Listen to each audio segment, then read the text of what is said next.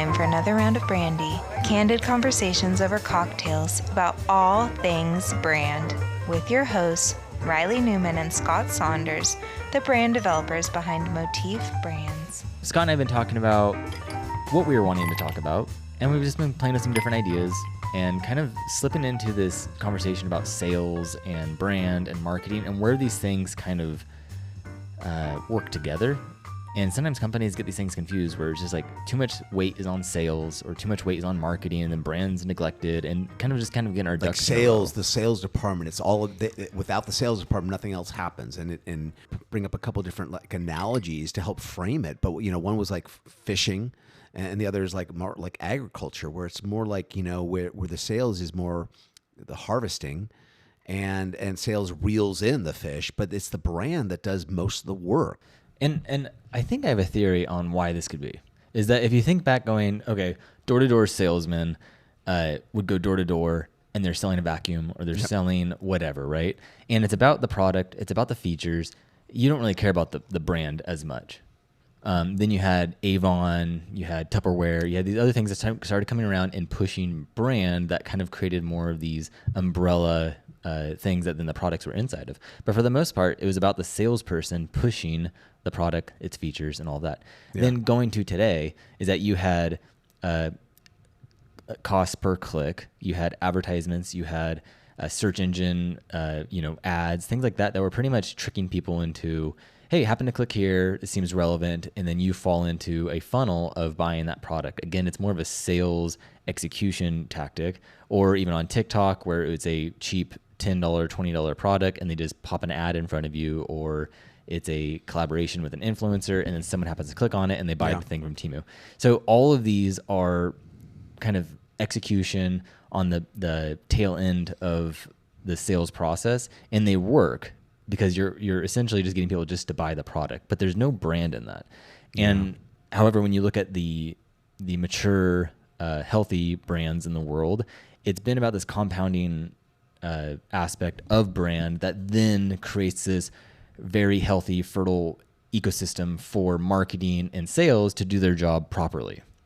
And that could be even, the classic salesperson doing a sales call, whether that's for a SaaS product or, software of some kind, or even in a retail store where people come into that retail store because of the brand or because of the marketing that has drove them there and their thought of the brand and how they perceive it. So then the sales is much more likely because it's much more relevant and just accurate to what they're looking for.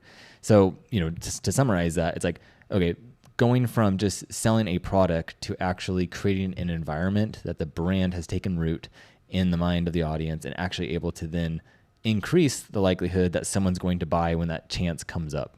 And I hope that makes sense.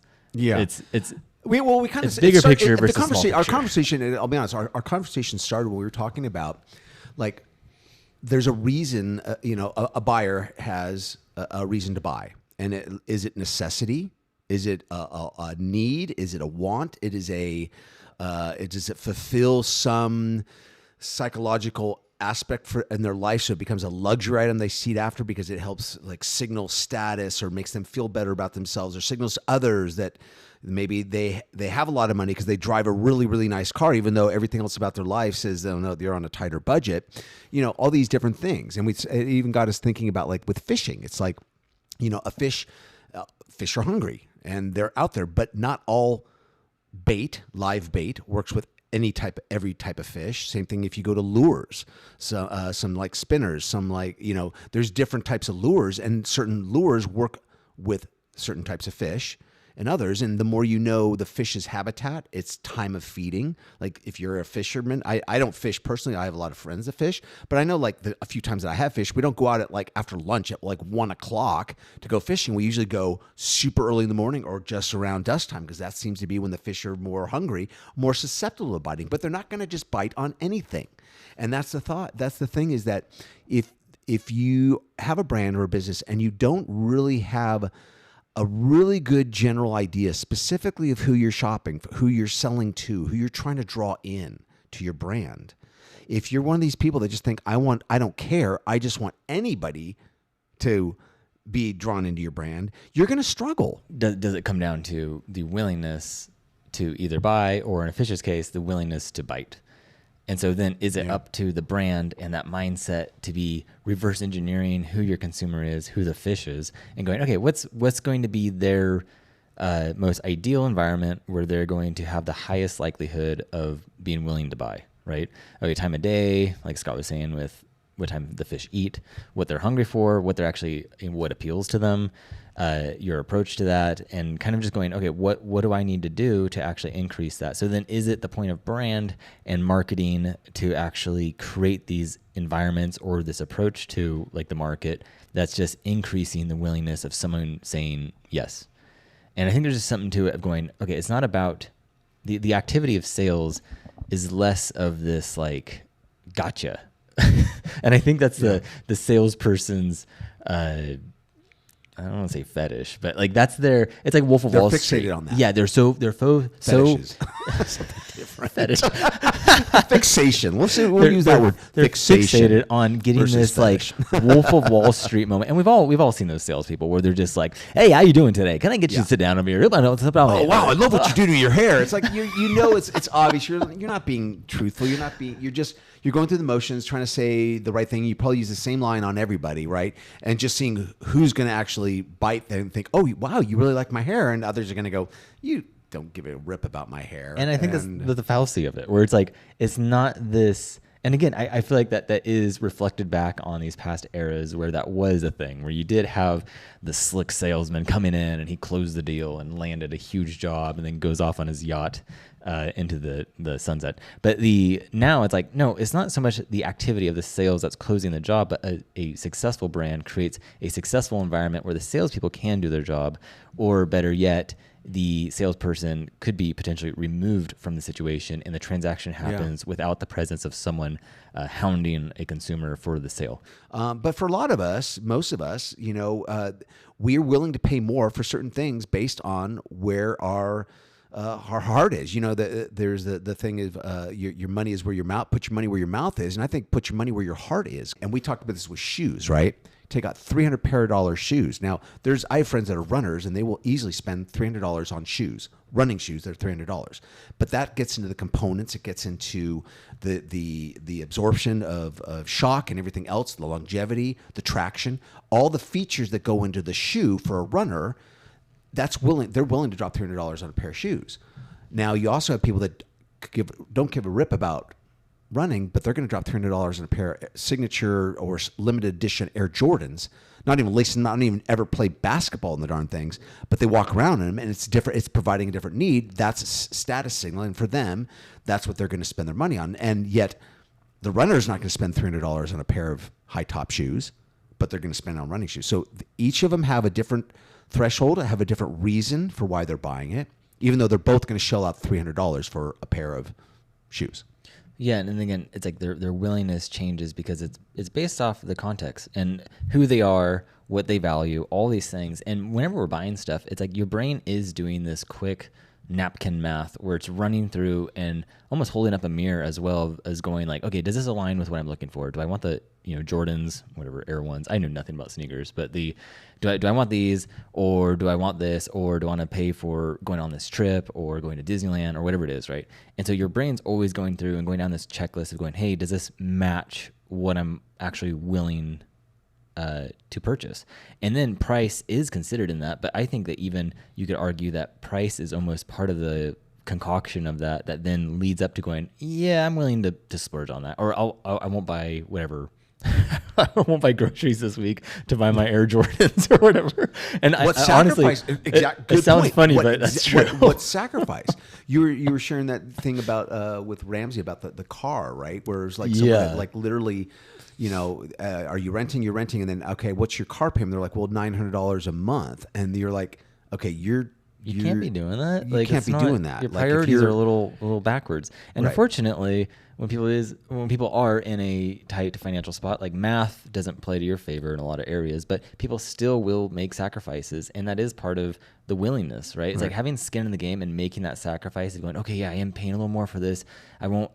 I'll drive less this month and maybe save a little on gas. I won't eat out as much to have this. Whatever it is, always a trade-off. And so then going back, to the fishing metaphor and whatnot. It's like the willingness of the fish to bite is really dependent on what it's looking for. What is that allure? And it's kind of like when you do think of, pricing, presentation, packaging, and positioning. It's like the 4 Ps of a brand bringing an offering to the market. The brain is going through that, going, does this present and appeal to me? Is the positioning there? And that really goes back to what we always talk about of the brand being distinct and what it's delivering to that specific buyer, because the more distinct you are, the more precise you are, the more that willingness to buy it increases.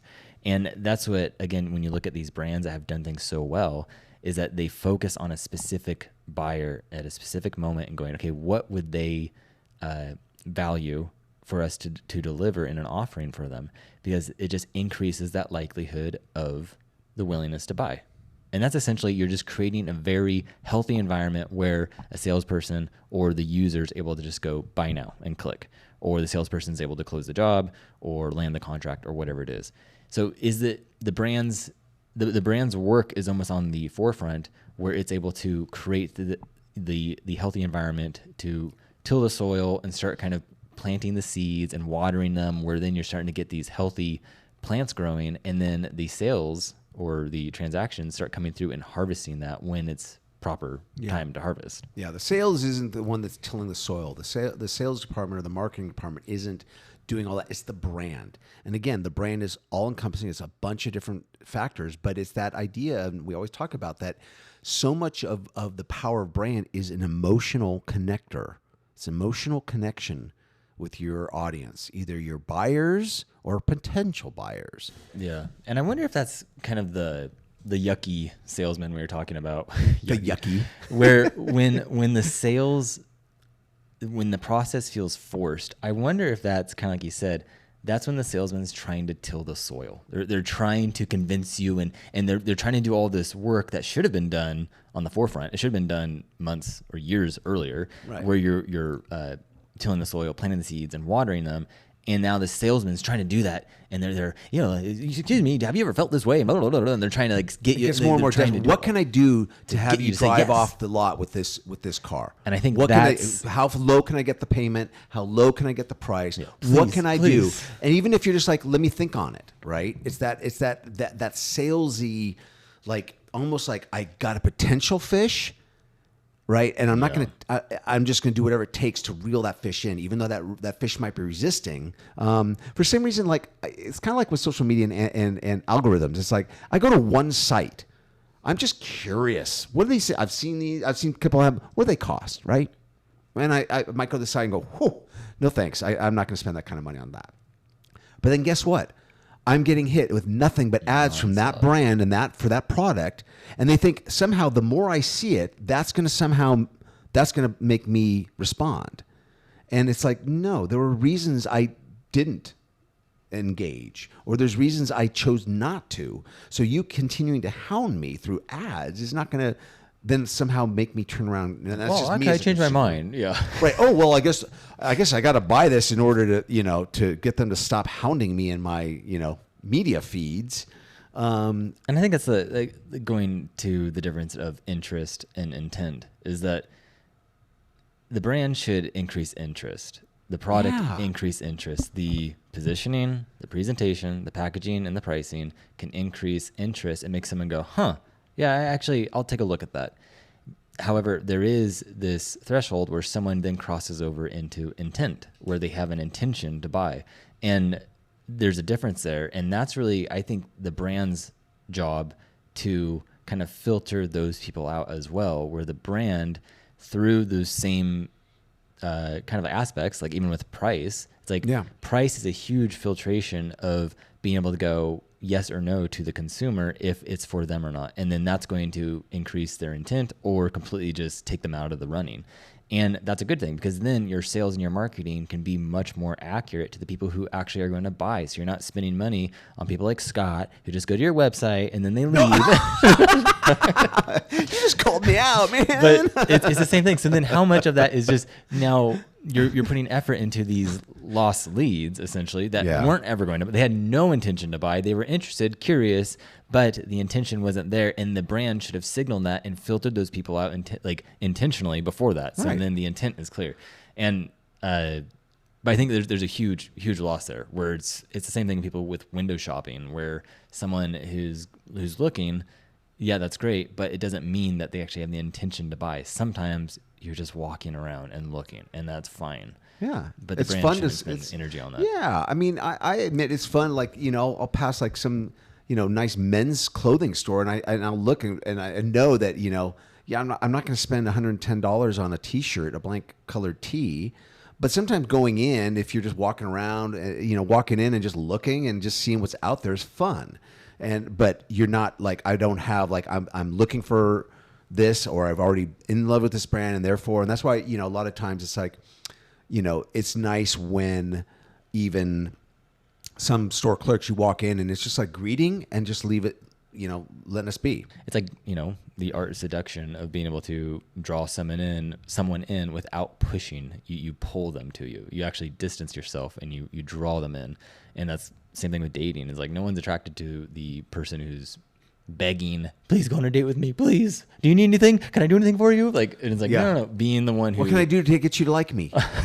When my boys were younger, it was like they were like in junior high. It was like right at the time when the interest in the opposite sex was happening. But he knew this one girl like really liked him, wanted him to be her boyfriend, and so somehow she texted him or called him, but it was like, and his response was, well, I don't know anything about you. And she's like, well, my favorite color is blue, and this is my favorite cereal. And they're like, now can we go? And it was like so rudimentary. Like, no, what? No, just giving you stated stat facts that's not what it meant to. I don't even know you, or I don't even like. It was just we were laughing so much because it was such a little, maybe adolescent mentality of, oh, you don't know anything about me. Well, these are 3 facts. Now, would you, She was using the wrong lure, right? She was using the wrong lure. And it wasn't feeding time either. Yes, so. and my son was not biting. But he was only 11 years, 12 years, I don't know. Anyway, but that's funny. So I think there's more to talk, but it's an interesting thing to kind of think about, of going, okay, where does brand play a crucial role in this to actually make your sales better, more effective, and the overall just kind of courting of your consumer, the overall game of fishing. I know fishing sounds aggressive and you're being predatorial on like your consumer, but it's trying to get them on the hook, right? Trying to lure them in. It's like it's all the terms of fishing sound mischievous when you put it in the context of a sales department or a brand's sales department. But I think you could reframe it and being like, no, you're trying to find the right match. It's proper matchmaking of going, hey, how do I'm trying to provide value. The proper tool. The brand is signaling. It's signaling, right? Yeah. If it's a lure, it's signaling, hey, I'm food or I'm attractive. Come take a bite. The brand needs to know its audience. That the majority of the audience is going after her. Again, if you're trying to sell to everybody, you're not going to sell to anybody. Yep. Yeah. But anyways, thank you for listening today. Yeah. And if you want to leave a review, you can do that on any of the platform that you're listening on. That helps the podcast reach more people just like you and help them with their business. And more importantly, if you have if there's a topic, whether it's a specific topic or if it's something in general that you feel like maybe it's been a while since we've talked about, or you're just always like wanting us to give it our 2 cents on, reach out to us and throw that at us, and we'd love to actually then talk about it as soon as we can. I would love a curveball. I would love a very offbeat topic. Something something very we have to research in and answer, and that would be fun. So kind of like a caller request. If this was a radio show, it's like caller request. So there'll be a link for you to reach out to us in the episode details and throw something at us. Curveball would be nice sometime. Thank you for listening. Yep. Till next time. Cheers. Cheers.